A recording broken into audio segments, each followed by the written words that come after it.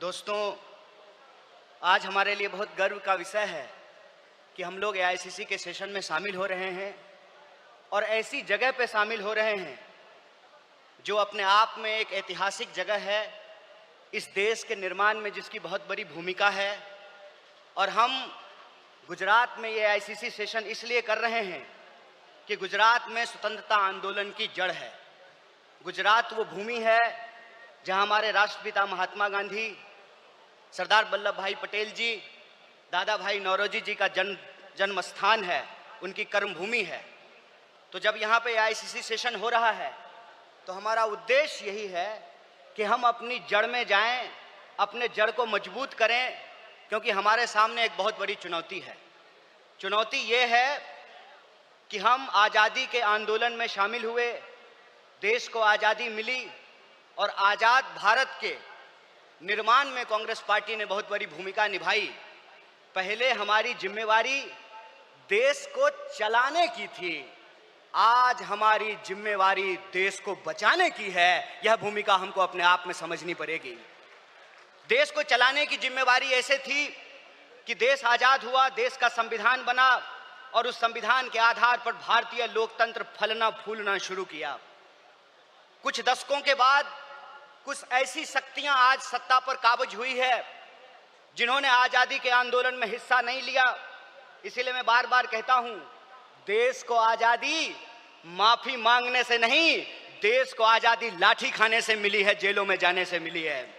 यह जो आज़ादी मिली है, इस आज़ादी को जो लोग मानते नहीं हैं, कहते हैं ना, जिन्होंने अपना खून पसीना नहीं बनाया हो घर को बनाने में, उनको घर की बचाने की कोई जद्दोजहद नहीं होती है। घर को जब बिगड़ रहा हो तो उनको कोई तकलीफ नहीं होती है। जो संविधान को बनाए हैं वही संविधान को बचाना चाहते हैं, जो आज़ादी दिलाए हैं वही आज़ादी को बचाना चाहते हैं, जो देश को बनाए हैं उन्हीं को देश को बचाना पड़ेगा। बताइए, कांग्रेस पार्टी का एक एक कार्यकर्ता जो देश की आज़ादी पर गर्व करता है, देश के स्वतंत्रता आंदोलन पर गर्व करता है, उस आज़ादी को बचाने के लिए आप संघर्ष करेंगे कि नहीं करेंगे? अगर आप संघर्ष करेंगे तो ये लड़ाई बिल्कुल आमने सामने की लड़ाई है। ये लड़ाई है कि एक तरफ वो लोग हैं जो काली टोपी पहनते हैं, एक तरफ हम लोग हैं जो सफेद टोपी पहनते हैं। वो जो काली टोपी पहनने वाले लोग हैं वो काले कानून लेकर के आते हैं।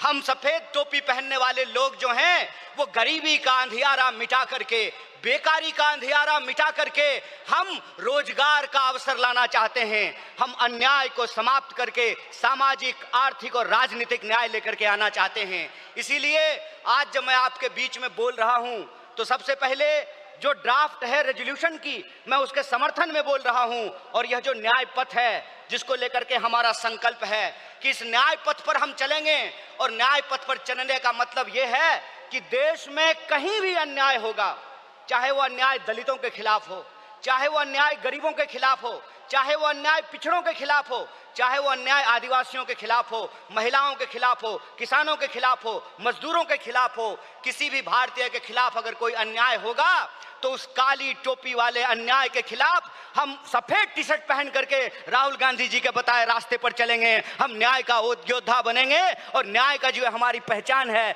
न्याय का जो हमारा ये सिंबल है, उसी से हम इस देश को बचा सकते हैं। और देश को बचाने की जो मुहिम है, इस संबंध में मैं आपको बता दूं कि आज एनएसयूआई का स्थापना दिवस है, फाउंडेशन डे है। स्टूडेंट और यूथ की एक बहुत बड़ी भूमिका है। स्टूडेंट और यूथ अलग अलग तरीके से इस देश में अपने हक और अधिकार को लेकर के संघर्ष कर रहे हैं। यह जो लड़ने वाले लोग हैं, जो न्याय के लिए लड़ रहे हैं, वो असल में कांग्रेसी हैं, और जो विचारधारा से कांग्रेसी हैं उनको हमको साथ लेकर के आना पड़ेगा।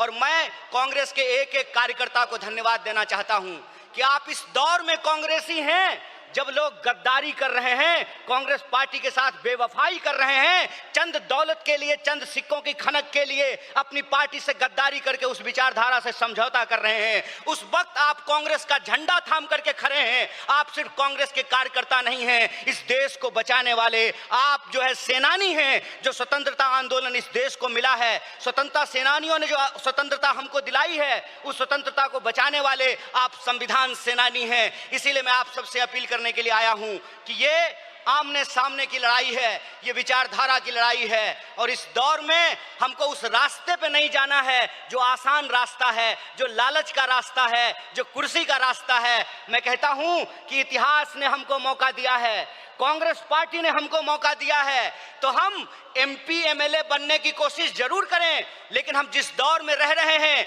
ये वो दौर है कि हमारे सामने एमपी एमएलए बनने के अलावे गांधी बनने का अवसर है, भगत सिंह बनने का अवसर है, सरदार वल्लभ भाई पटेल बनने का अवसर है, सुभाष चंद्र बोस बनने का अवसर है, एनी बेसेंट बनने का अवसर है, अंबेडकर बनने का अवसर है। इसीलिए मैं अपने कांग्रेस पार्टी के एक एक कार्यकर्ताओं को एआईसीसी के इस मंच से कहना चाहता हूं कि यह जो रेजोल्यूशन है, यह रेजोल्यूशन कागज पे लिखे हुए कोई शब्द नहीं है, यह संकल्प है। और उस संकल्प पे हम समर्पण के साथ चलेंगे, संघर्ष करेंगे, और संघर्ष करेंगे तो इस विपरीत परिस्थिति में हमारी जीत सुनिश्चित है।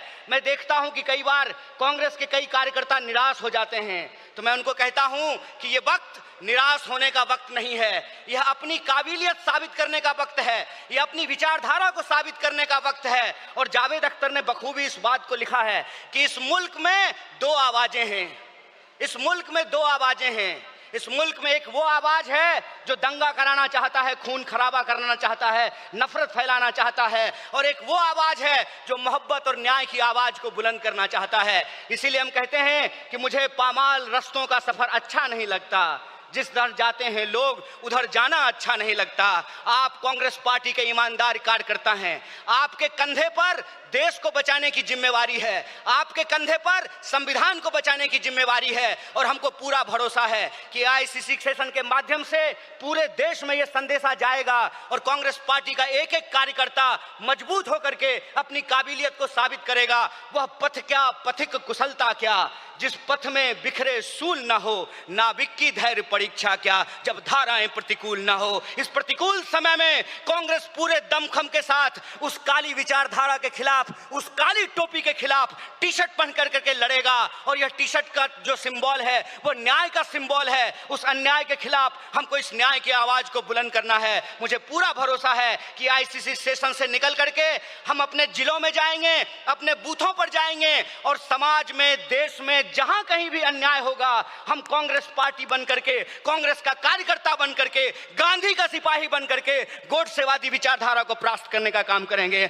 बहुत बहुत शुक्रिया, बहुत बहुत धन्यवाद। इनकलाब जिंदाबाद, जय हिंद, जय कांग्रेस। एक बार जोर से आवाज बुलंद कीजिए। यह आवाज साबरमती आश्रम से दिल्ली के तख्त तक पहुंचनी चाहिए। जय हिंद, जय हिंद, जय कांग्रेस।